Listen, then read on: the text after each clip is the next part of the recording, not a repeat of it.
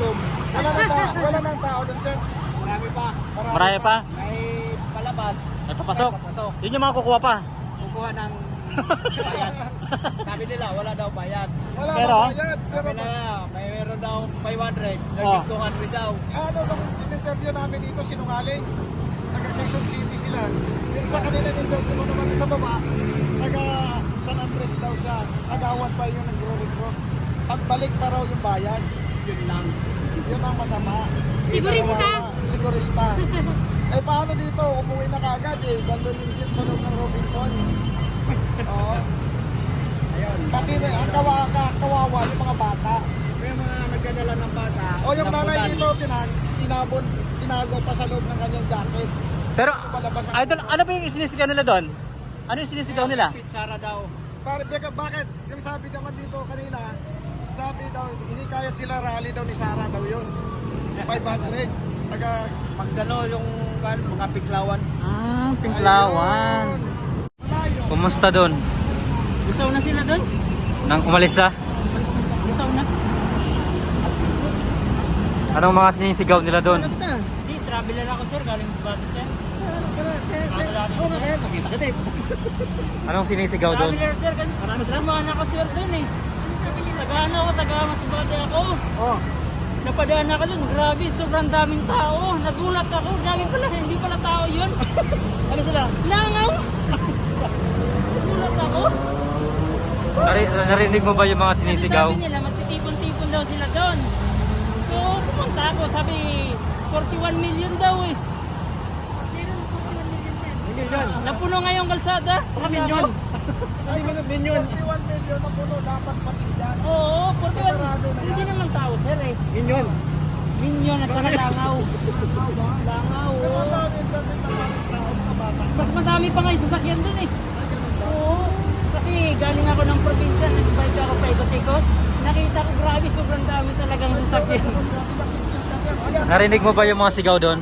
Ha? Narinig mo yung sigaw May nila? sumigaw nga dun, Duterte, Duterte. Oo. Sabi, Duterte. Tapos sabi nung isa, ano ka ba? Anong grupo ka? Kay Trillanes po. Sabi, Duterte ka na. Kaya, Duterte. Nasigawan lahat ng Duterte. Grabe. Sige sir, dito na ako. Ayaw nandito ka na, sabi ng bayan, nag-down sa UP. Ayan, grabe daw mo na po. May nagsabi? 100. Oo. Saan? Sino nagsabi? Ang ginamit para kaya sa ano, kay Sara pero Olympics pala. Na-interview nyo? Oo. Saan na siya? Hello po. Hello.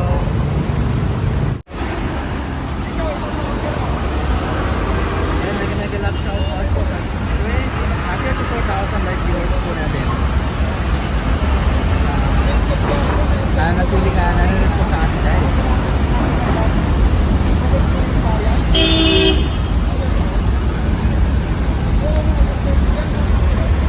Ano tayo dun, sir? Go. Eh, tinungan mo na ba?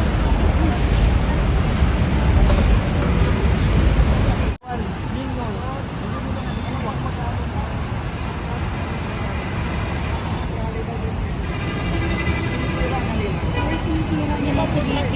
Pero nga ako sinabi 600 na. Rally daw dito sa Sara po. Oh my God. Grabe yung paninira man. Sobra. Ayaw magsabi ka na fake news ako. Pumunta ka rito, sub-sub ka sa tulay. Check ka na, ilang pundan natin gano'n, no? Gusto mo? Mahal natin kababayan. So ayun mga kababayan, nagsisit up na sila dito kasi meron pong mangyayaring or magaganap na concert dito sa ano, EDSA Shrine. Ayun yung laman ng truck, yung mga gagamitin para sa concert nila mamaya. Ayun, may mga sound system at saka ano, mga LED screen. Ayan yung mga speaker, oh. Nakabalot kasi medyo maulan kaya binalot nila ng tarpaulin.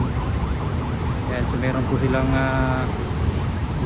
lounge, no? VIP lounge, naka-aircon po sila. Ayan, meron po mga anong tawag dyan na tent. Ayan, dyan sila. So Doon sa kabila meron pong LED wall na po doon na sinet up. Mga pulis.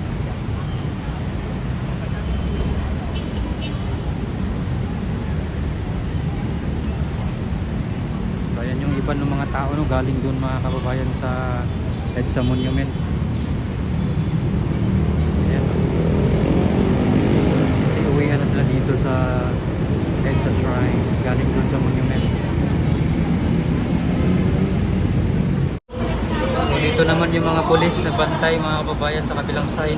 Dito sa ilalim ng MRT. So, ito yung mga galing ng EDSA Monument. Palipat na sila dito sa EDSA Shrine kasi mamayang alas 2 daw po yung simula ng kanilang concert.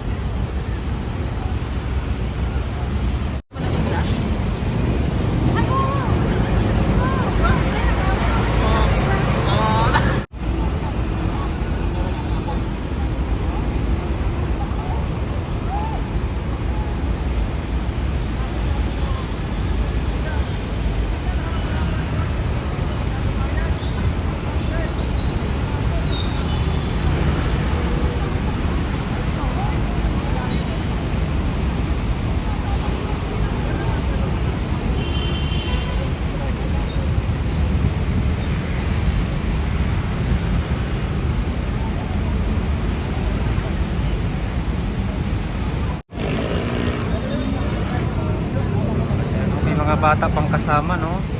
Oo, may mga bata silang kasama. Kawawa man. Doble bayad dyan. 1,000. Pero pinas nila sa Facebook ano.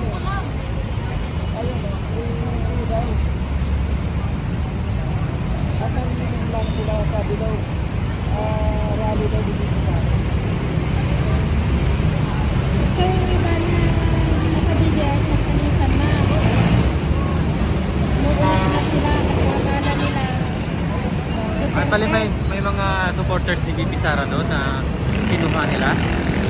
O kasi sabi daw kasi ni Duterte daw, hindi naman pala Duterte. Kundi Duterte na yung Anti-Duterte. i-impeach nila, oo. Eh eto, nag-uwian na sila.